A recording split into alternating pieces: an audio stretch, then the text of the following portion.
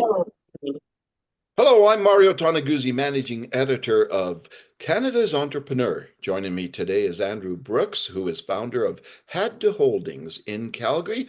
Thanks, Andrew, for joining us today. Thank you for having me. Let me ask you just a little bit first about the company. Tell me Sure. a bit about what it does. Well, if I think I can tell you a little bit about what it does by maybe saying where the name came from as well, because I think that really does clarify it a bit. So, I've run several companies as a CEO, and I was running a company when this idea took place. You can almost sense really where I'm going already, but I was deep in the trenches, navigating the boardroom politics. I almost had a different word there. Shifting priorities, the kind of sort of circular decision making where nothing gets done and it kills momentum. And at that point, I thought to myself, I don't want to do this anymore. Hey, this is just noise. So said to myself, I have to do something. So I had to do something different, and that's where that came from. Yeah. So not a branding exercise, no big fancy thing, just the honest truth, which is again a principle of what I deal with. And sometimes you don't need to wait for a consensus. You act, you lead, you solve, and those are the types of things that I wanted to do with Had To Holdings. So that's what it's built on, sort of clarity over confusion, action over ego and pride, and results that make a difference and matter.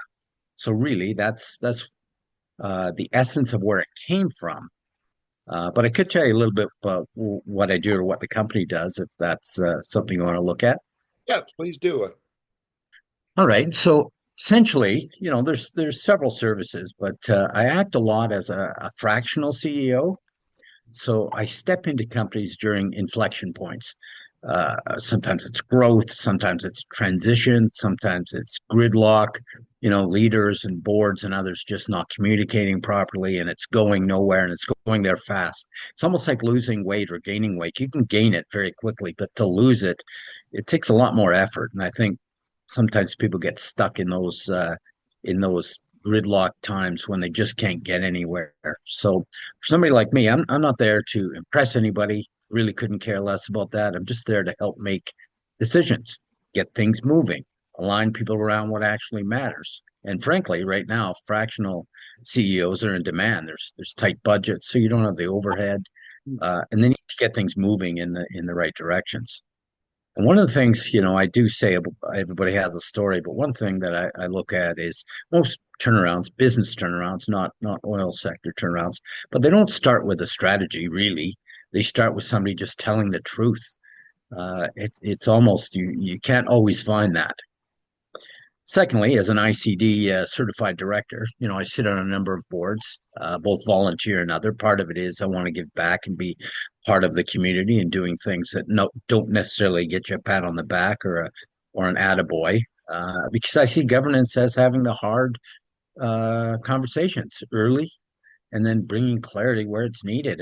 And so many times you just have the round and round and somebody has an idea and they get stuck on it, you can't get anywhere, and that's why I've created this company. But it is what I do: cut to the chase, get rid of the fluff. Let's move this thing forward. Let's see, I've also spoken on panels at several events, typically around leadership transitions and indigenous economic development. And in fact, I've broken several indigenous partnership deals, uh, mostly because I take a direct, honest, and just respectful approach. I really believe the titles don't matter.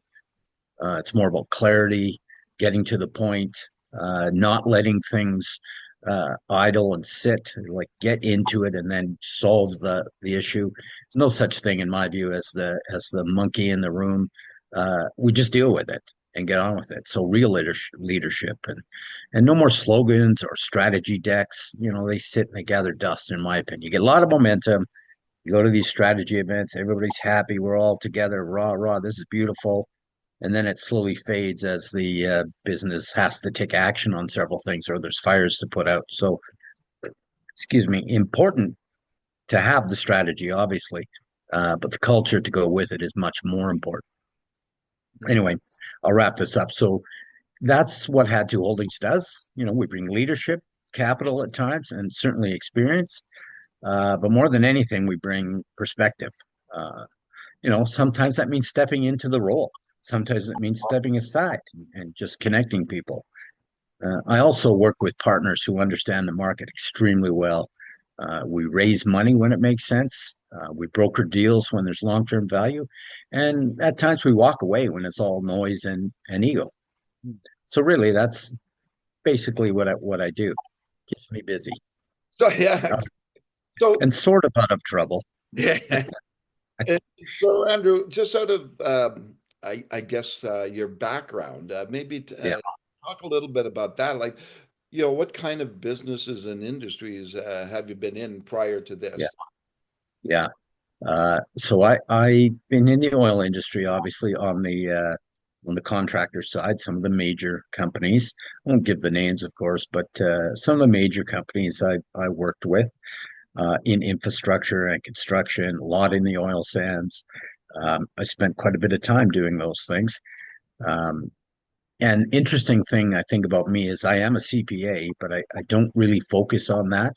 Um, I came up through the ranks that way, and those are the days that, if you're an accountant, they don't look at you as being the leader, and I always looked at that as just a bunch of nonsense. Again, I almost said a different word there, because I really thought you know a lot about what's going on. So I rose up through the ranks. I eventually became a CFO and then transitioned into a CEO role. Ran a company that anytime I've run a company as a CEO, it's done well. It's not an ego thing. Those are just facts. But I think it comes from having the right people around you. So that was maintenance, oil sands maintenance. I've done quite a bit of that. I ran a company just as a fractional guy, an interim contract CEO, the Alberta Roadbuilders, and helped them find their CEO, who's doing a great job. So construction, oil sands, infrastructure, uh, lots of, I've worked in the steel industry for quite some time as well, again, as a CEO, and I changed that up as well. Always looking for ways to not pigeonhole yourself. So that's essentially what I've been doing. Hmm. Let's talk a little bit about leadership. What makes a good leader? Yeah, that's such a great question. It's pretty open-ended, I think, too. But I think there's a couple of major things, and that is telling the truth, but also being vulnerable. You don't have all the answers. And frankly, earlier on in my career, um, I sat with somebody who was a seasoned CEO, and I said, "Man, this is I'm now a new CEO at the time, quite some time ago." I said, "This is kind of hard. You're expected to know everything all the time and have all the answers." And his response to me was, "No, that's not true. And you need to know all the answers.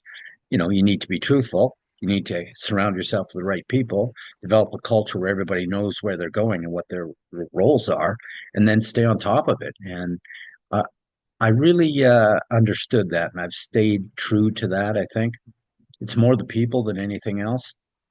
You have to have your strategy in place, but you have to have the right people, and you have to be able to challenge each other, respectfully, and all the petty nonsense that goes on just needs to be cleared. So I think that's what a leader does and what leadership is. It clears the road for the others, the very talented people, to take charge and move forward, and you clear the road for them. That's how I see it. Now, what And when you do that, the results are unbelievable. and maybe that ties into my question here is what are the consequences of poor leadership? Yeah, yeah. It's funny because not everybody has the talent or the intellect or whatever else is needed to have come up with great ideas. You need everybody. And as soon as you allow them the freedom to come up with ideas and challenge the norms, and you do it in a way that is risk-free, so they don't have to feel like, oh, if I bring this up, that's people are going to think I'm dumb or they're going to think whatever else they want to think. When you remove that, the consequences of it are typically growth, but also your culture just improves completely. You come to work with a smile on your face. You're not, hanging your head when you come in saying, "Oh, I have to deal with George today because he's pissed off about something." And you just don't have that. Those kind of things disappear. Hey, you got to drop your kids off at school early. Well, you go ahead and do that. No one cares. You don't have people in the hallway whispering to each other. It just changes the entire dynamic, and you're all going for the same thing. And in my experience, it's been every time when you do that, it's been successful and sometimes wildly successful. Hmm. Do you think people are born leaders? No, I don't. And I say that because I always called myself an extroverted introvert. Um, and I think that why I call myself that is because there was times when I would never get up in front of a group and talk and do all those things, but I had to learn how to do that. And then you get better and better at it as you do. And I think it's the same basic thing with leadership. You need to get in and start, surround yourself with good people, but you really have to have the experience over time if you want to be a good leader or a great leader. You've seen what works. You've been there. You're calm under pressure. You see the future better than most because you've been there before. And I think so. Then you're not necessarily born. You have to have some attributes, obviously, but I think you can become a leader if you're given the opportunity and the backing and again the risk-free environment to be able to say what you're thinking without retribution. But examples like have Yeah, uh, examples say of good leaders. Like, are there any ones that come to mind for you yeah, that you noticed out there that even maybe some people here would know? yeah. Um, so there's a couple of chairs I've worked with. Some were absolutely brutal, to be honest, but there was one at Waiward. He was the chair when I first started, and he was there for about 90% of the time.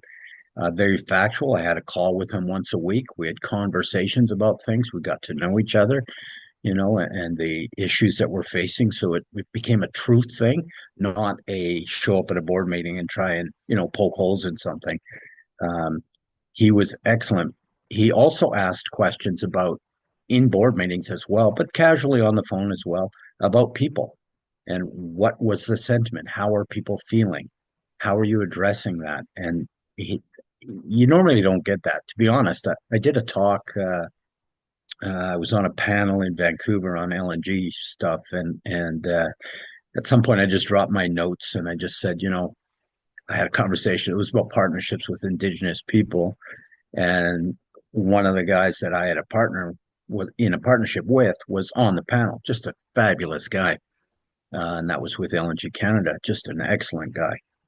And him and I had become partners, and he runs an Indigenous group, and I run the contractor group. I dropped my notes and I said, uh, he's an excellent leader, by the way. But it's those things when you're stuck on looking at, you lost a 0.5% on a margin, or you gained a 0.5%, or you're slightly behind, or you're slightly above your budgets, and you just are getting uh, um, pummeled because of that.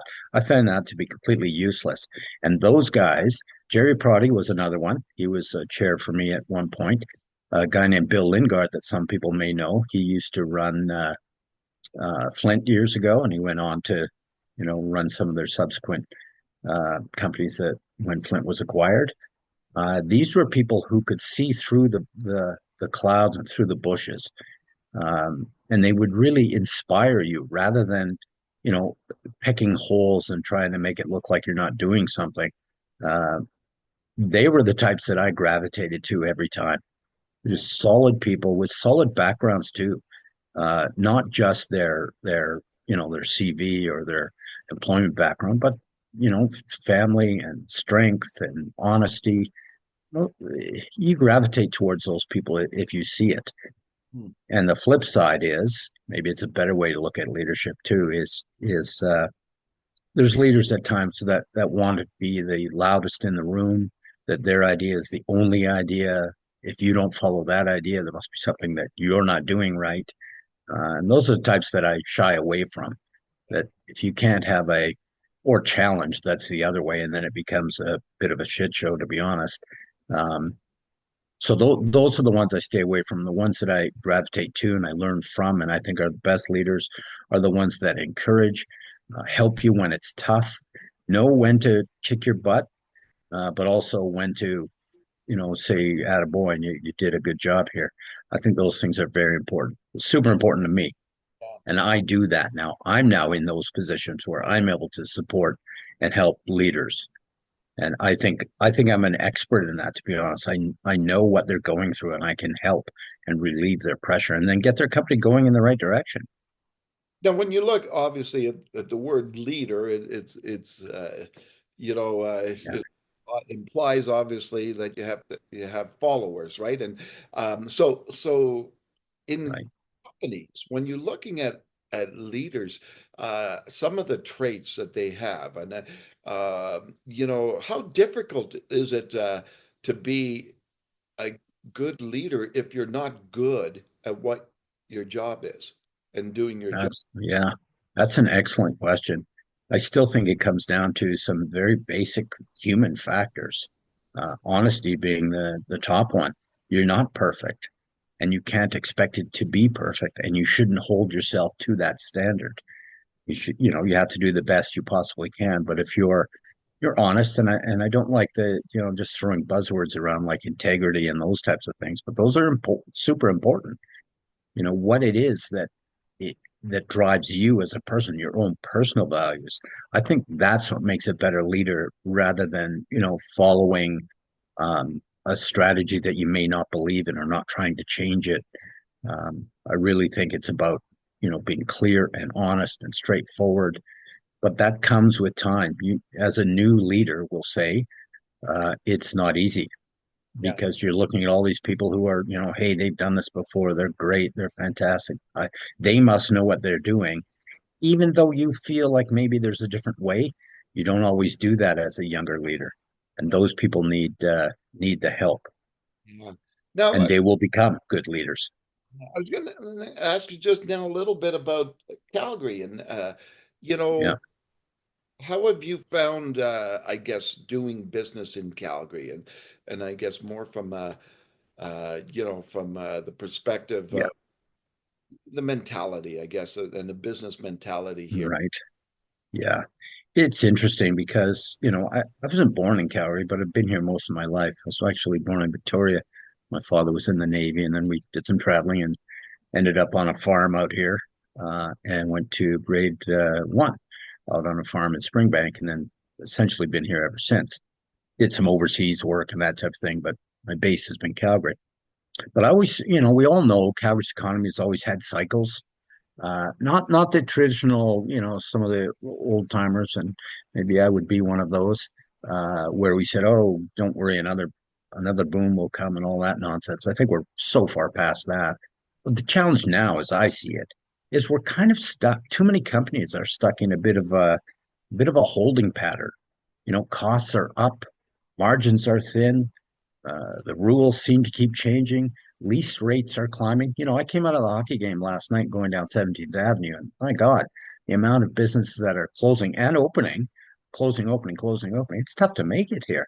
Yeah. Uh, we got taxes that keep coming up. We got payroll is rising. It's a pretty tough environment. And if we're waiting for a return to what we may have called normal, I think that's long gone. And the ones I think that are going to make it are the ones that are already thriving, to be honest. Hmm. Uh, Even so, a lot of talk politically and otherwise, there's talk about diversification, but really, it seems to me there's not enough backbone for the grind it takes to actually diversify. Everybody wants innovation, but very few at this point take the risk. Now, we never used to be this way, but very few want the risk or the runway that comes with it. Uh, Now, having said that, I'm still really, quite bullish on Calgary's next chapter. We do have the energy, both the sector and the mindset. We have capital, we have talent. Um, I think we need a little more cross-industry courage. Uh, we've seen them. There's things happening. There's smart bets being made in companies like logistics, ag tech, clean energy, lots of indigenous-led ventures. Um, so, a new generation is sort of emerging from all this. But again, when I look at Calgary, I think our asset is not really just our industry and our traditional industries, but excuse me, it's our resilience. Like the Flames are up to, they got a couple of games left and they're still in it, and they're still fighting for it. And I think that's emblematic. I think a little bit of Calgary. We're resilient. We've taken a lot of hits. Boy, have we taken some hits, but we still show up. And I think that's an important thing. Very bullish on what Calgary has and what will look like in the future. And looking forward to some changes, politically as well. I think that can help us.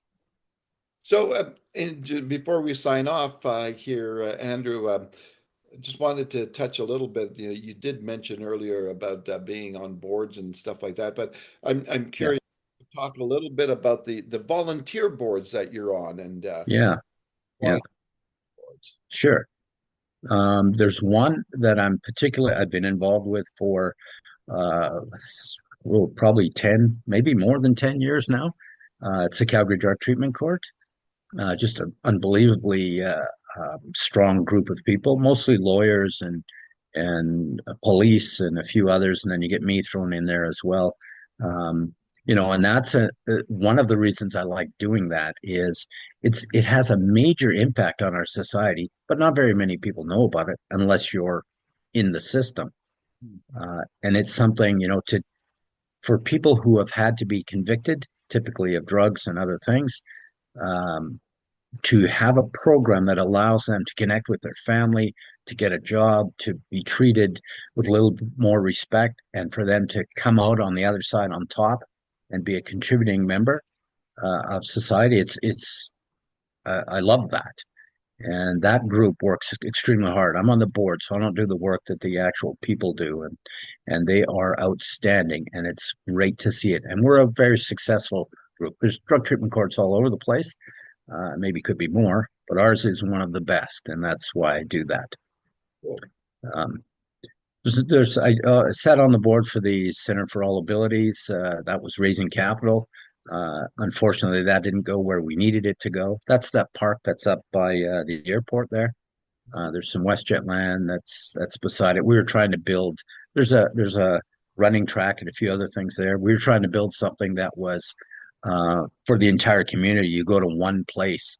It's really hard for a community if you're down on your luck and you're asked to go to 6 different places and you have to take a bus. Chances are you're not doing it. So our idea was to bring all that together under one roof. And we went well, worked hard with the Rotary Club, and we weren't able to get it moving where we needed to. Part of it was, we didn't have all the permitting that was required, etc. But that was good. And then I guess one other that I'm on right now is the Future of Energy, um, run by Jim Kinnear's group, and I think that's um, superb. He's really now there's a guy who could put some things forward and take the risk, and he's trying to do that. So I'm trying to help with that as well, so that we get some people talking about things that are, again, just straightforward and where we're heading and what we're doing and what are the best ways to go. So those types of things I do quite a bit. All right, wonderful. Thanks, Andrew, for joining us today. Anytime, I appreciate it. Right, that was Andrew Brooks, who is founder of Had To Holdings in Calgary. I'm Mario Tonaguzzi, managing editor of Canada's Entrepreneur. Thanks for joining us today.